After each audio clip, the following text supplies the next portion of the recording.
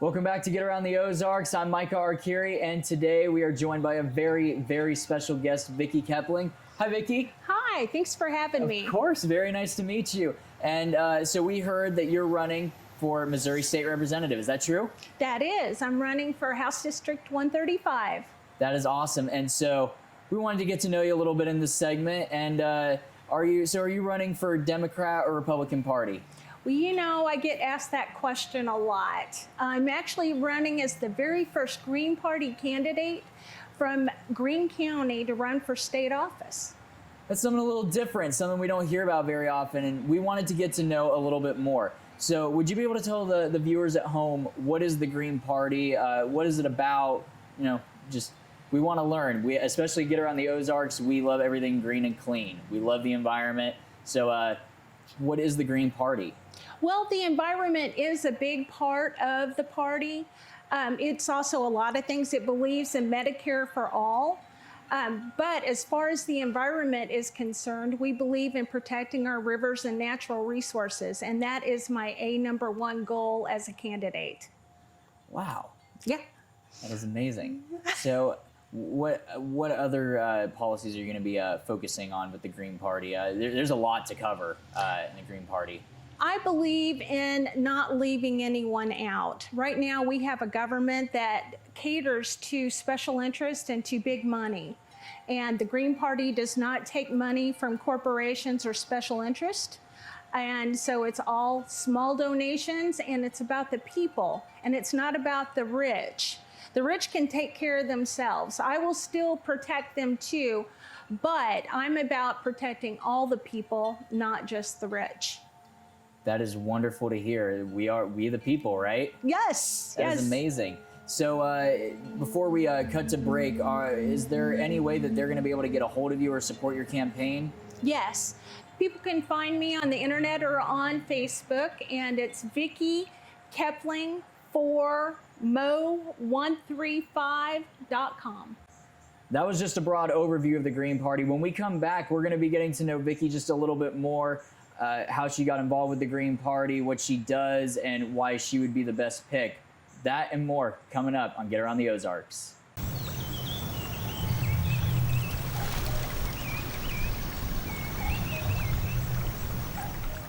I pledge allegiance to the earth and to all the life it supports. One planet in our care, irreplaceable, with sustenance and respect for all. Hello, I'm Vicke Kepling, and I'm running for state representative in Missouri House District 135. Let's make history. Paid for by Vicke Kepling from Mo135 and Huber Treasurer. And we're back with Get Around the Ozarks. I'm Micah Arcuri, and I'm joined by Vicke Kepling. As always, good to have you with us. Thank you. Of course. And you are running for Missouri State Representative 135. Yes. Perfect. And so she is running with the Green Party, and it's something a little bit different. And you watching at home, you may be somewhere else. You may not be able to vote for Vicke in person or at all, really. So we just wanted to be able to educate and give a little bit more. And in our last segment before break, we were able to learn a little bit more about the Green Party, but now we want to learn a little bit more about Vicke.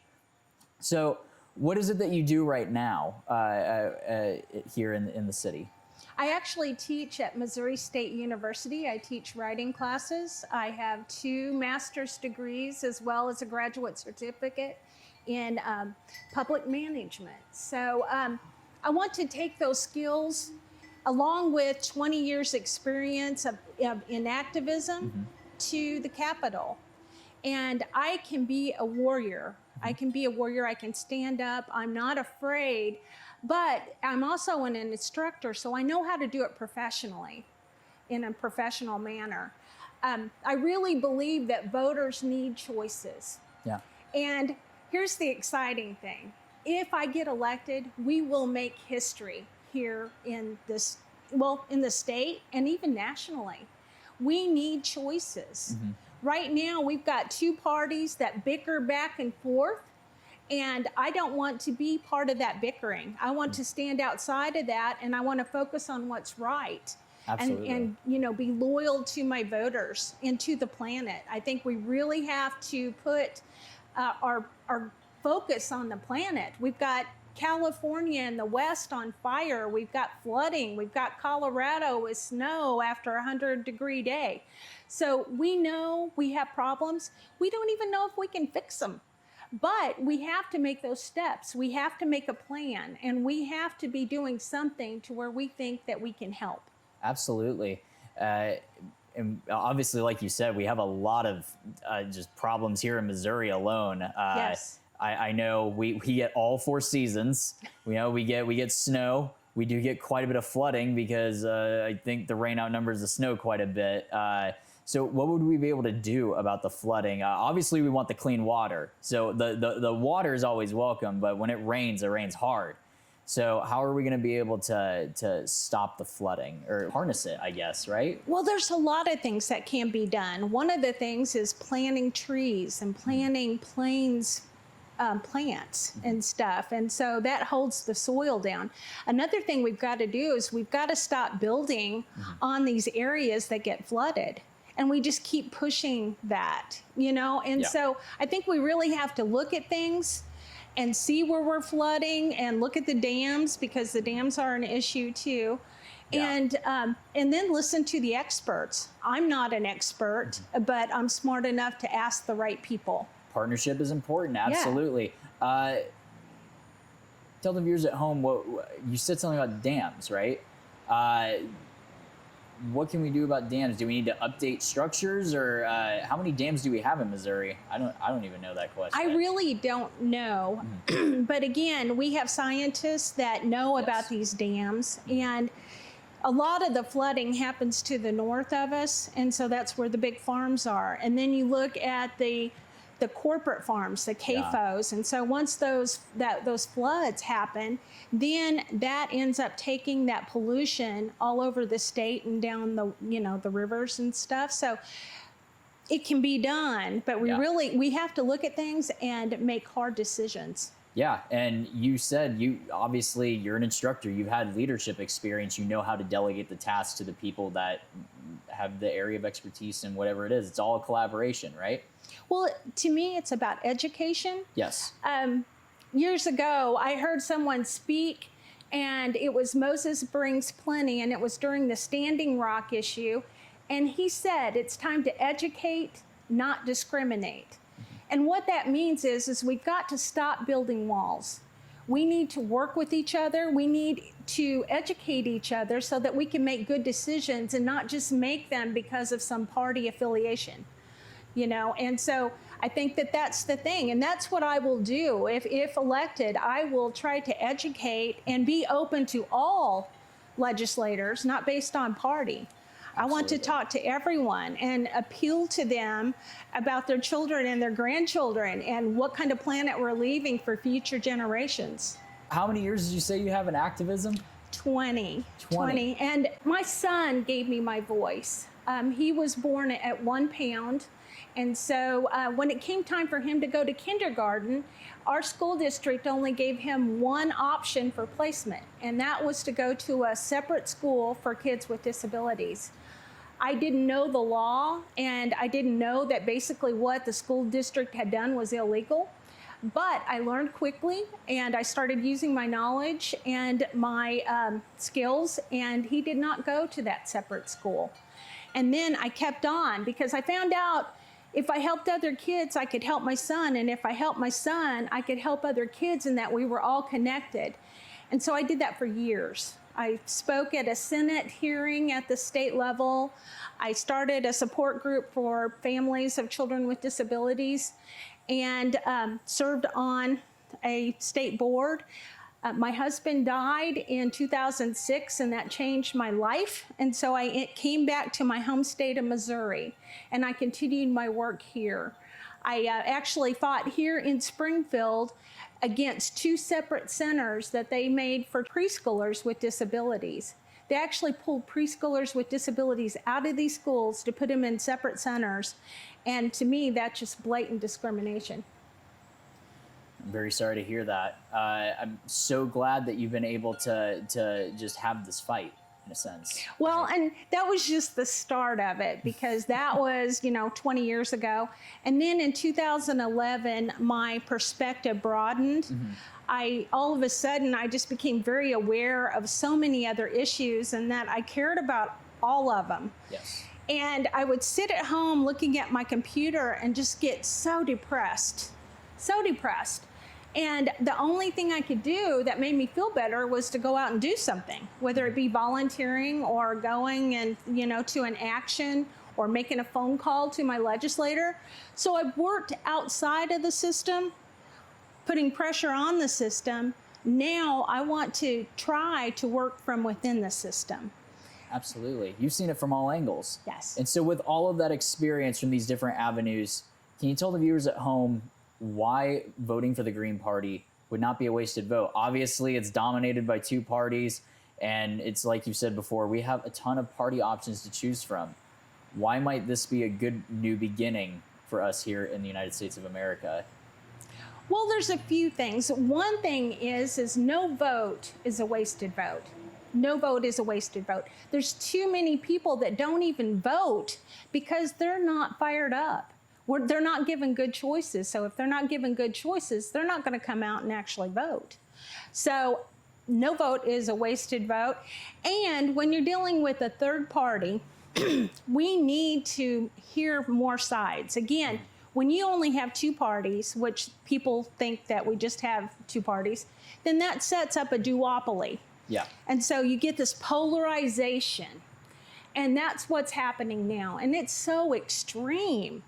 And I'm running one time unless I win. And the reason is it's very expensive.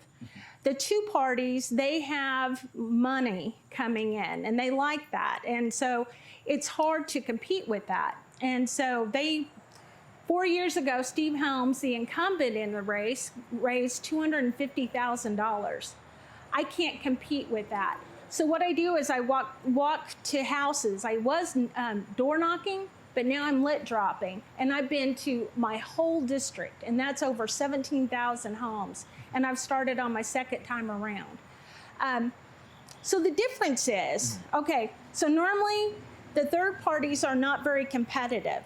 I am running a very active campaign, and I'm trying to do all the things that I need to do to be competitive. People can trust me. I am trustworthy. I will not allow money to buy my vote. So if I go to the Capitol, people can trust that I will be there for them and for this planet. That is incredible to hear. I mean, we need this kind of transparency in today's climate. No pun intended. But, it's good to get this, not only seeing that, you've had experience, you are a person, you're among the community, but also understanding that, money is involved. Money, is what helps with the campaign. It helps our communities, helps upgrade, the dams and being able to plant more trees and many more things that we know we can expect from the Green Party. Well, we have problems here in Missouri. There are some states that send out booklets about the candidates and where they stand on all the issues. We don't have that here in Missouri. So that leaves it up to candidates like me to raise awareness of my candidacy by either making phone calls or doing lit drops or interview like this.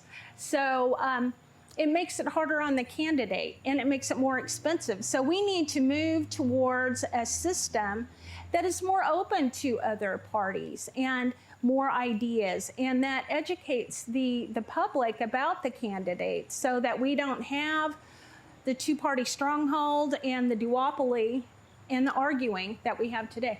Absolutely. And you've mentioned lit drop a couple of times. Can you talk about that? What is a lit drop for the people? Well, there's a lot of different things. My first round in my district, I did a brochure, and I printed these at home. They're not the best looking things, but they only probably cost 4 cents. So here, I've got a map of the district. Marketers told me not to do that, but people really like to know what map they're in or what district they're in. and then where I stand on issues and my history and how to get a hold of me. Okay, so the first round I did this, and then along with a refrigerator magnet. And we put these together ourselves. The front is just a business card and the back's a magnet, and so we made those. And then my second round is I did a pledge to the earth on a 4x6 card. And then on the back, I put about me. And I did this so in case people didn't like me for whatever reason, we're still getting the environmental message out. And maybe they would still keep this even if they didn't support what I stood for. So, and I've ordered 15,000 what they call EDDM cards for mailers. With the postal system, if I was to mail something this size, a 4x6, it would be 36 cents. And so if you go larger, it's actually cheaper, which doesn't make a lot of sense. But so the larger card is only 19.1 cents. Fantastic. But when you send that out to 17,000 people, that's $2,700. And so I'm trying to decide how much to send it to. And that's the thing, when you're the two larger parties that have a lot of money, they send out multiple mailers, and yes. Sometimes they're even nasty. I'm not going to play that game. No.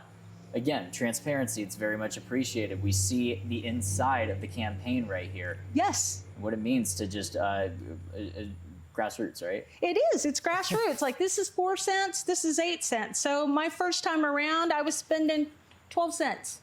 And this is less than 3 cents a piece. So if I'm, or my friends or whatever, if we're volunteers, if we're out doing these, it's only 3 cents a piece to go to house.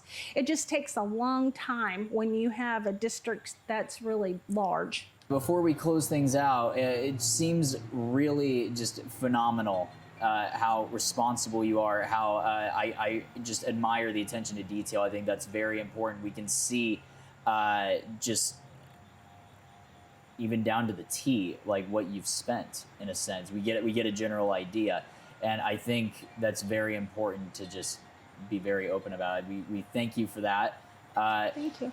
How might people reach you once again through the Green Party or to support your campaign? Well, as far as spending, though, I do have an MBA. My first master's degree was a master's in business administration, and also that included a lot of marketing. So my goal was to get the most bang for the buck. When you have friends that are giving $10, $20, $5, I would not feel good about wasting their money, you know? And so I set out to do the most I could on a small amount of money, and I think we're doing it, you know, and especially walking. People see me walking. I'm the walking candidate. I'm going, you see me everywhere, and I'm walking, you know? And so I think that we have done a pretty good job with the campaign. But I can use volunteers if anybody wants to lit drop and help the campaign in any way. Again, you can reach me at Vicke Kepling for mo135.com. Fantastic. We thank you so much for the time you spent to come and talk to us. Thank you once more, Vicke. Thank you. Thank you. And just a reminder, if you at all want to contribute your time or donations to the Green Party, the link is going to be right there on the screen. Go check it out. You can find so much more information about the Green Party and Vicke's campaign. So be sure to go and check that out. Remember, we just want to educate. We want to bring new awareness here in the election cycle, and continue to exchange new ideas and meet somewhere in the middle with everybody. Thank you so much for joining us. Whatever time you're watching us, day or night, we always appreciate you watching us here at Get Around the Ozarks, exploring your backyard. Maybe we just might drop in and say hi. I'm Mike Arakiri. Thank you so much, and we'll see you next time. Paid for by Vicke Kepling for Mo135. Andy Hooper, Treasurer.